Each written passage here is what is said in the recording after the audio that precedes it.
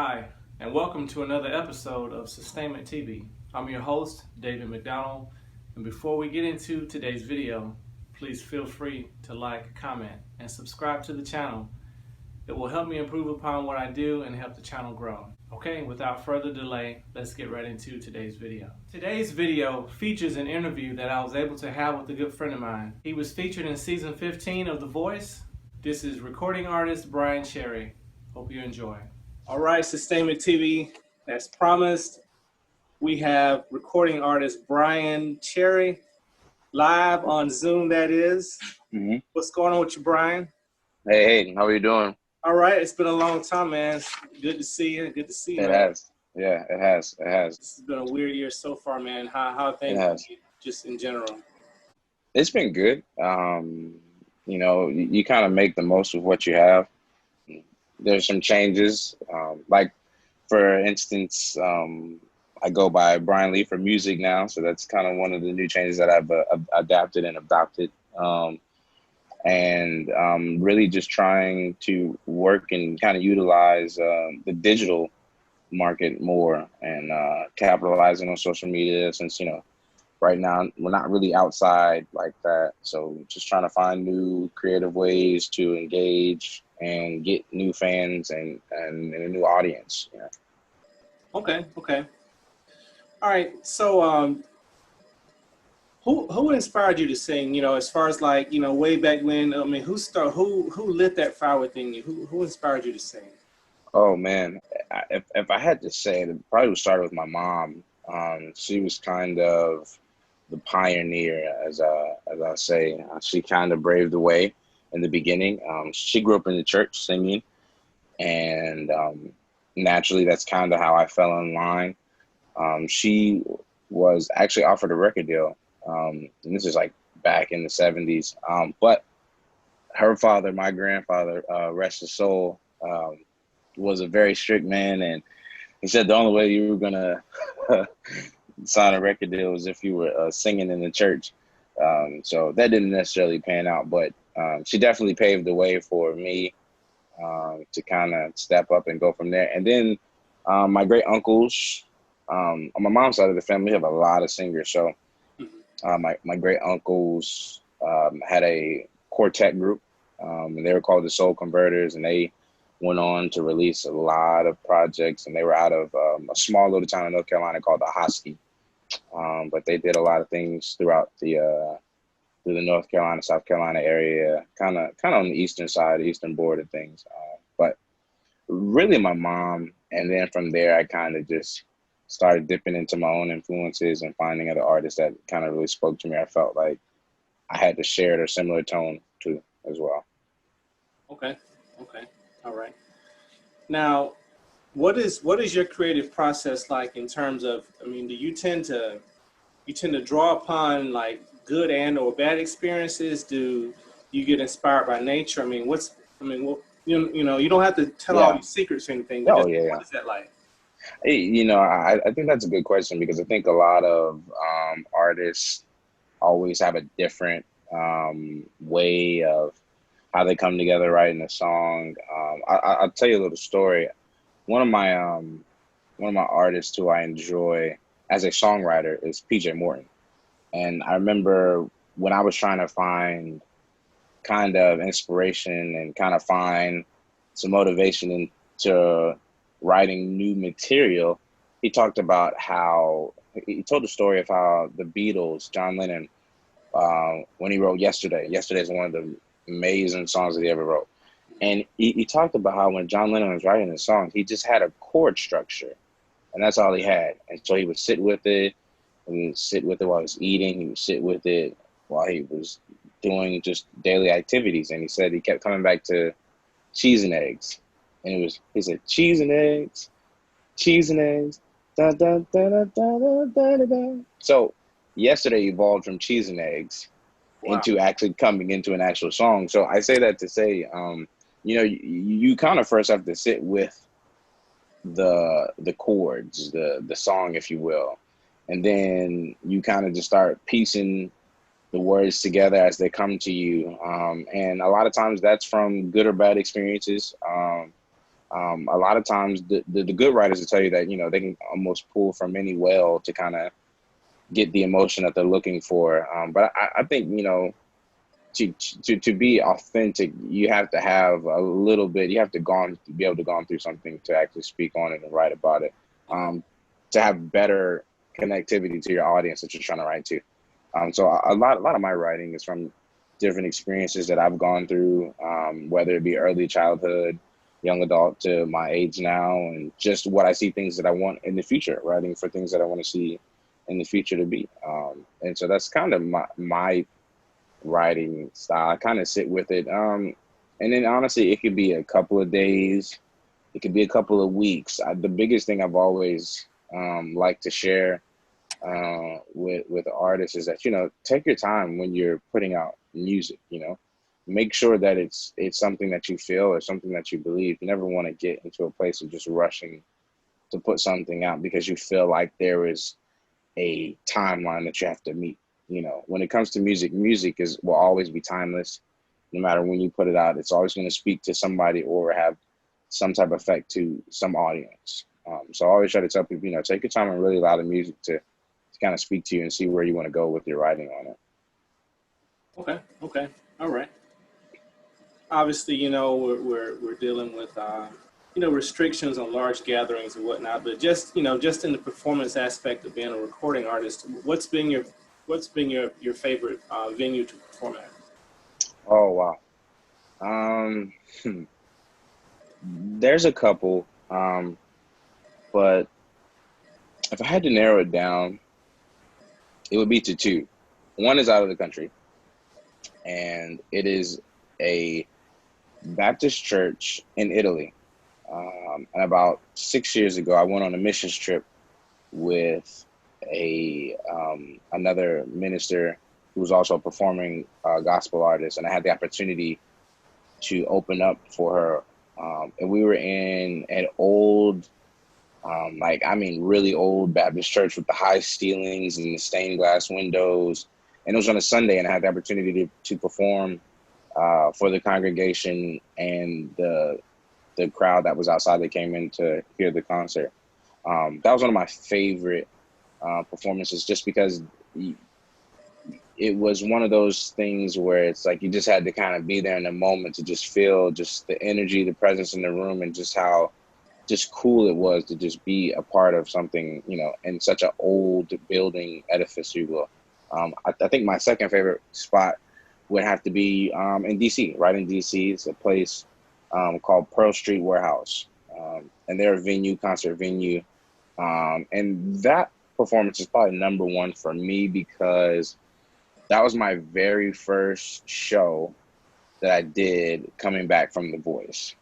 And this was one of those shows that was like kind of catapulted me and kind of put me on a platform of like, oh, hey, this is Bryan Lee from season 15 of The Voice. He did such and such.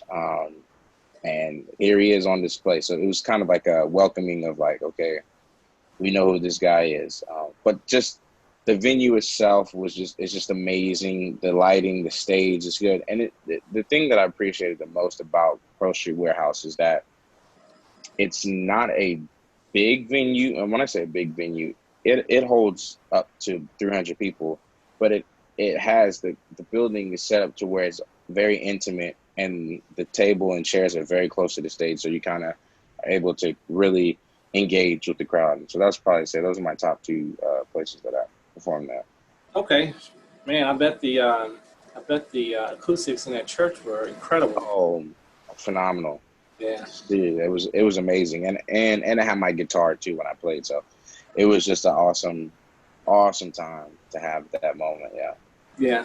So okay, so you mentioned The Voice. So for people that may not follow The Voice a whole lot, I mean, season 15. I mean, there was some powerhouses in that season.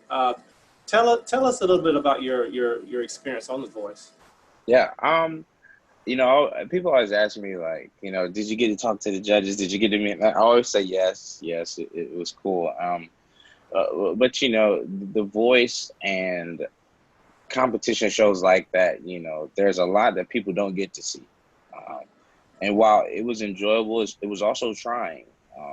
There was a lot of things that you had to go through. There was a lot of auditions that you had to go through leading up to it. And I was one of the ones who started from the open call. And for people who aren't familiar with what the open call is, it's when they come, they pick different cities to come to and they hold auditions. Now, this could be they'll see anywhere between, I want to say 15 to 20,000 people a day. So they'll be there for 3 days. So to be picked out of that number to then make it to another round, to then get picked out of that number to another round, then to finally make it to the show.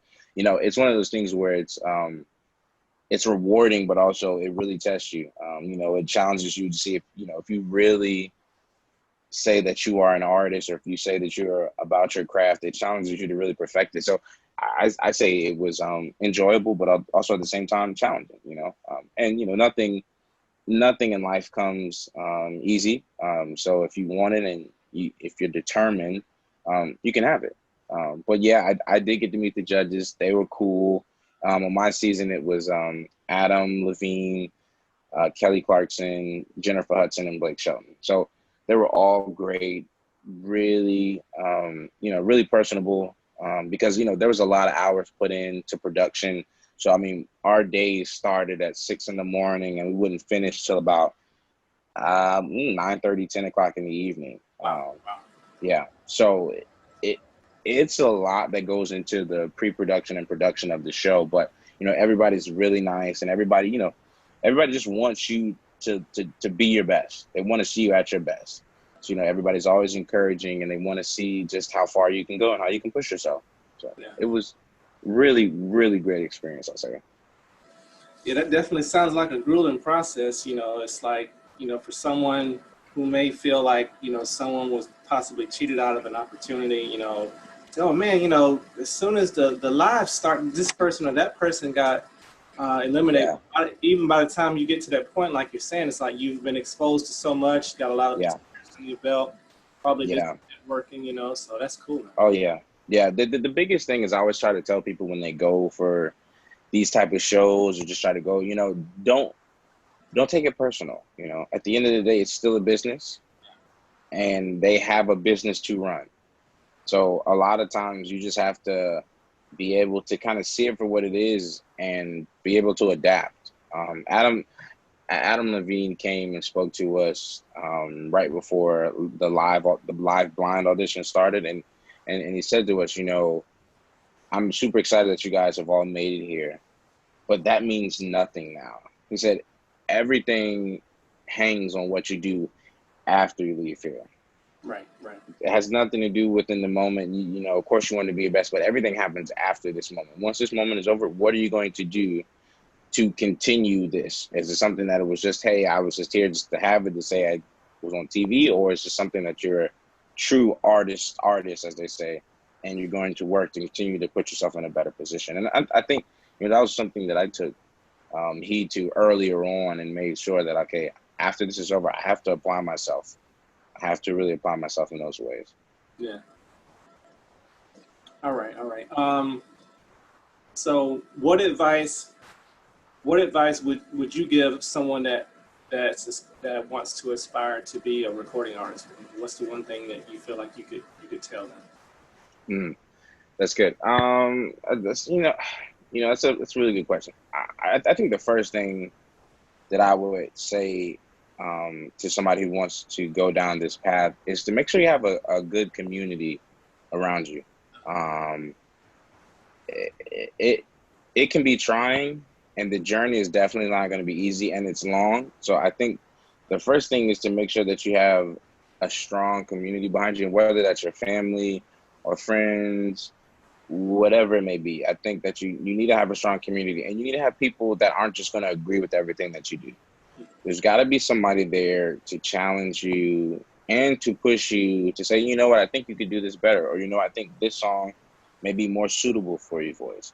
I think after you solidify a community, I think the next thing is to really own your craft. Get into any and everything that has to deal with singing, open mics, talent hunts, church, of singing in church, school, participating in school. I mean, whatever it is, wherever you find yourself, you have to find a place where you can really work and own your craft. And I think that you have to start somewhere. You know, you got to be able to say, hey, I'm not there yet, but I'm working on it. And put yourself in positions to align yourself, say, all right, this is what I want to do. And really kind of goal and strategize how you want to get to those places. I think that the biggest thing is just being able to work on your craft and work at it, because a lot of times there's a lot of artists I run into who aren't really sure if they found their voice, or they're not really sure if they found their lane. So on top of just making sure you're singing and putting yourself out there, you also got to listen to other artists, figure out what genre appeals to you, or figure out what your voice style is meant for. And that takes doing homework, sitting down, listening to music. I mean, a lot of time. I think they say to be good at anything, you have to put like 10,000 man hours in or something to make you qualified as a professional or something. So I think it doesn't have to be that drastic, but at the same time, you should be able to sit down and really listen, educate yourself, and be able to stand up and deliver in those moments when it comes to you. Okay. Final question. Will you be releasing a holiday album in the future? Not necessarily a holiday album. I've thought about it. I do have some stuff, not recorded, but there are some ideas that I do have for a holiday album. Yeah. I'm actually working on a single right now that I have. I haven't started recording it yet, but I have the chord structure down. I have the verses laid. I just haven't been able to get to the studio because of the pandemic that we're in right now. But I'm completely fine with that, because, like I said previously, you know, you want to be able to sit with songs and kind of be able to hear it and kind of let it, you know, kind of soak in to kind of get an idea of where you want to go with it. So I've been listening to it in my car, listening to it at home after my workouts, just kind of getting the feel of how ways I want to go about it. So hopefully by September, October, this song will be released. That's my goal. I will say that I'm not in a hurry to release it. So if I can't get it out by September, October, it's fine. I can save it for next year. But I am, hopefully September, October, I will have a new single released. And it will be very, I will say this, it'll probably be one of my favorite songs that I released to date. Now, what as far as music, what platforms are you streaming on? I'm streaming on everything that has good music playing. Okay, Tidal, Amazon Music, Google Play, Pandora, Apple, Spotify. If you search Bryan Lee, you'll find me. And there's only one other person that has my name, Bryan Lee, and he's an old blind blues guy. He's an old white guy. He's blind. And he does blues. So it's just me and him in the Bryan Lee category. So if you're looking for me, you can find me. I released an EP, I think almost, we're coming up on 2 years now. Maybe 2 years or a year. But I released an EP called Never Easy.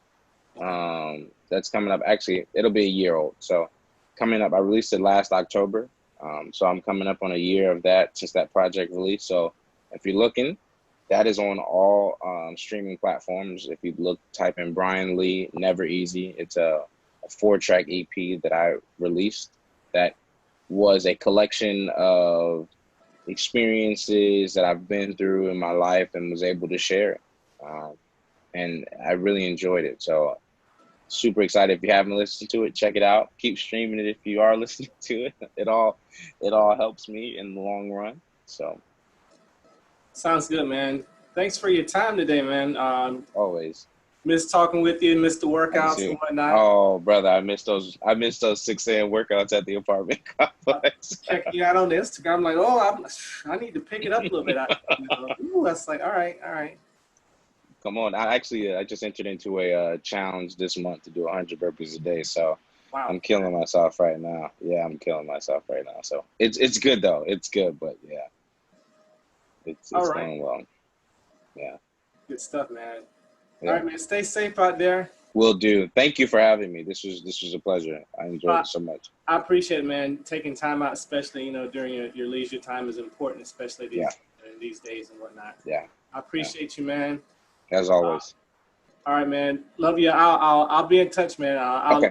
I'll give you a good heads up when we Okay. get everything straightened and get this poster and whatnot. Sounds good. Sounds good. Love you too, brother. Take care. All right.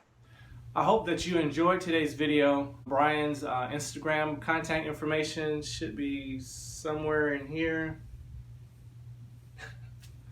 All right, please keep those comments coming, and we hope to see you on the next video. Thank you for watching. Please take care.